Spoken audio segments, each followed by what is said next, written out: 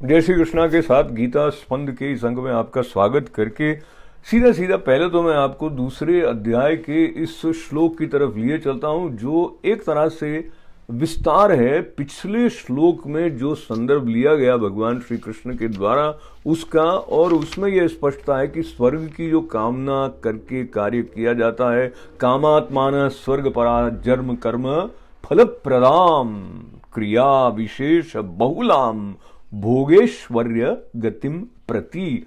तो भोग की कामना रखकर स्वर्ग प्राप्ति की इच्छा साथ में लिए हुए जो कर्म के फल की प्रशंसा करने वाले हैं, उनकी बुद्धि में स्वर्ग ही है सबसे बढ़कर, उसके अलावा कुछ और है नहीं। और ये जो स्थिति है मन की, उसकी सराहना भगवान नहीं करते हैं। ये बात कहते हुए आज जिस संदर्भ में कई बार हम देखते हैं, जब विपरीत परिस्थितियां हमारे सामने आ जाती हैं तो हमें से कई लोगों के मन में ये प्रश्न उठ खड़ा होने लग जाता है कि क्या भगवान सचमुच में है।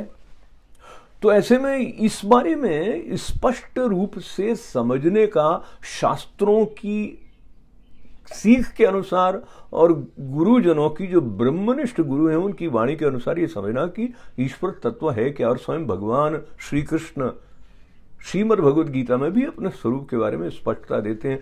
उस स्पष्टता से पूर्व एक छोटी सी कहानी को बहुत शीघ्रता से आप तक पुनः याद कर लेता हूं। एक गधा अपने मालिक के साथ जा रहा था, वृद्ध हो चला था। रास्ते में वो बहुत सारा बोझ जो ढोकर ले जा रहा था, एक गड्ढा मिट्टी के बीच में कहीं बना हुआ था, तो गधा उसमें गिर पड़ा। अब वो गधा जब गिर गया तो ये लगा कि ये वापस तो ऊपर निकल नहीं पाएगा और काफी बुजुर्ग सा है। तो मालिक को उससे प्रेम ही था, बहुत वर्षों से उसके साथ था। तो उसने आसपास वाले लोगों को इकट्ठा करके कहा कि मैं चाहता हूं कि इसका सम्मान के साथ में ये यहीं इसका अंतिम क्षण आए। तो वो ऊपर से मिट्टी डालने लगे ताकि वो मिट्टी के नीचे गधा दबकर सम्मान पूर्वक चला जाए।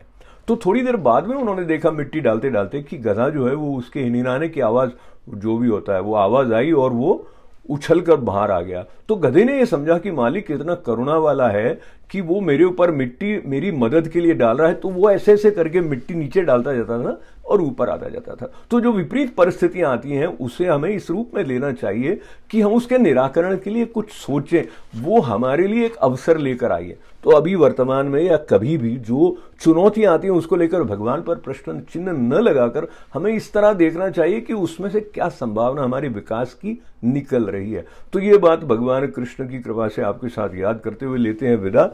बहुत मंगल कामनाओं के साथ और आभार। जय श्री कृष्ण।